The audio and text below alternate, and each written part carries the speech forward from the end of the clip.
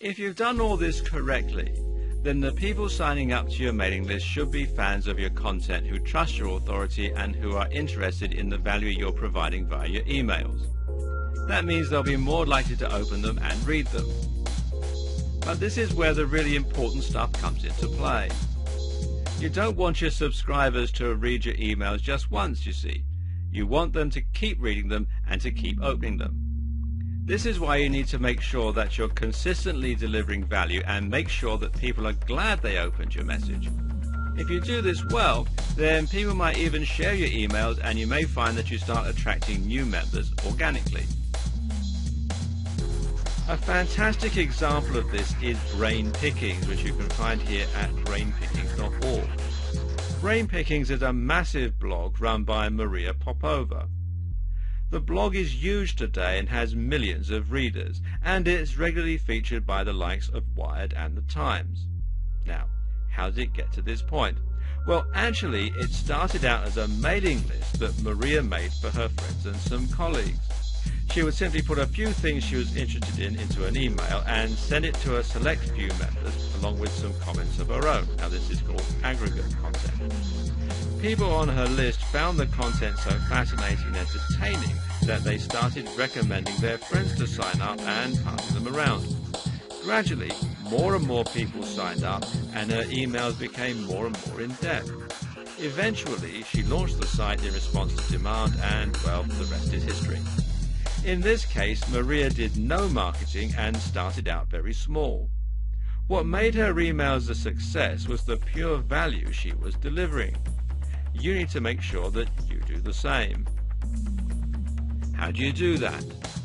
The answer is simple. You focus on delivering unique, fascinating, and valuable content. Here's the problem with 99% of content marketing. It's incredibly dull.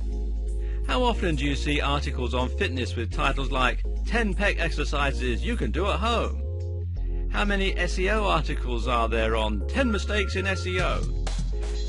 These topics just sound incredibly dull, and they're highly derivative and overdone. You'll struggle to stand out with subjects like that.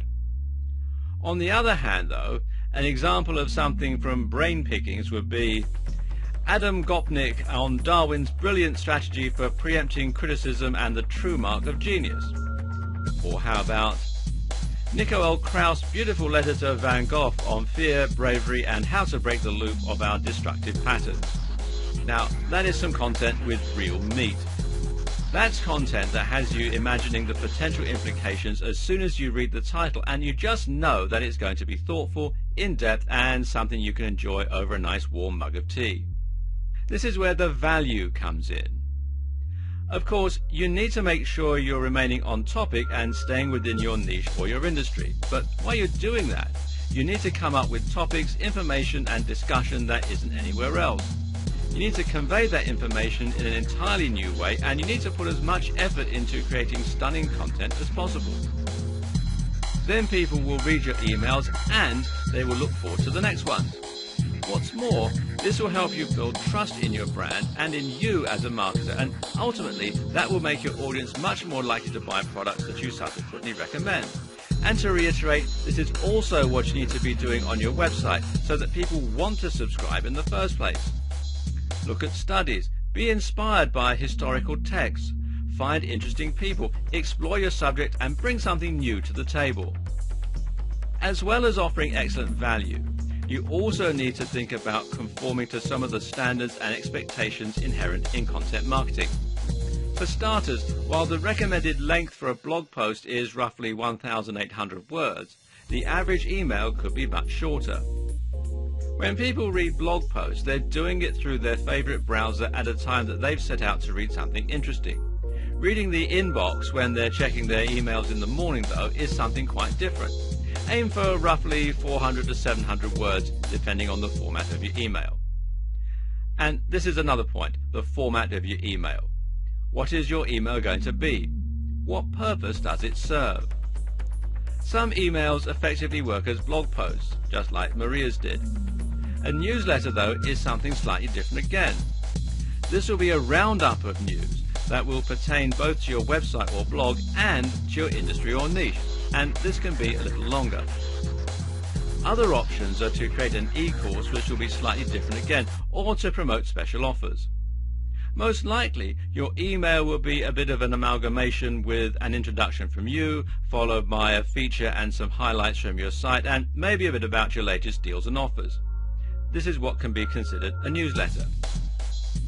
Another consideration is frequency. How often are you going to send your emails? The key here is to avoid sending emails too regularly, thereby frustrating and irritating your subscribers. At the same time though, you don't want to go long stretches with no correspondence at all, as this will make your list seem abandoned, which isn't great for your brand visibility or for demonstrating your commitment to your site and your business. A good rough guide then is to send an email about once a week. You can make this a little less, about once a month, or you can increase the frequency as you begin selling. As for timing, this is another area where there is some debate, but the main thing you want to avoid is your email being one of several in your audience's inbox. That means avoiding sending your email when they'll be sleeping, as that's when emails will get the chance to stockpile. Fortunately, you can use your autoresponder to send emails at different times to different time zones. Also important with your mailing list is to write with the right tone and the right voice. Partly this is going to depend on your industry and niche, which will determine the persona that you're targeting. Are these young people reading about a hobby and interest, or are these professionals? Regardless of the specific target though, your emails will likely be a little more friendly in tone than your blog posts and articles. The difference here is that you're speaking directly to your audience, and as such, you should use plenty of I and you throughout the message. If you can open up and be a little vulnerable in these messages, it will help you to avoid coming across as simply trying to sell a product, and it will make your audience feel as though they're getting more privileged access to your brand. Feeling worried about writing your first email? Great! Tell your audience that and ask for their feedback. It's endearing and it encourages engagement. There are other ways you can create value through your mailing list, and this is where you can really set yourself apart from all the other email marketers. For example, consider sending out free gifts to your mailing list occasionally that you aren't advertising. In other words, don't just send the free ebook as an incentive when they sign up. Use the strategy later as well in order to provide even more value. Why not send your subscribers a free ebook or report occasionally on top of the one they've already received? Think about how this might come across to your readers. If they've forgotten about you and are currently ignoring your messages, then seeing a message in their inbox from you with an attachment and a subject saying they've got a free gift, how likely are they to open that? And how likely are they to subsequently start looking out for your messages again? This not only draws attention to your messages again, but it also makes people feel good, and they'll associate that good feeling with your business. This is a great way to gain goodwill because it's unexpected. This strategy is known in business as over-delivering. It means that people will be even more impressed with a freebie that wasn't advertised because it means they're getting more value than they were promised in the original deal. And if your ebook or report is great quality, it will encourage them to further consider buying a product that you subsequently promote. And don't just give away ebooks. How about giving away a free mobile app? Or how about doing a deal with another product creator to offer a heavy discount?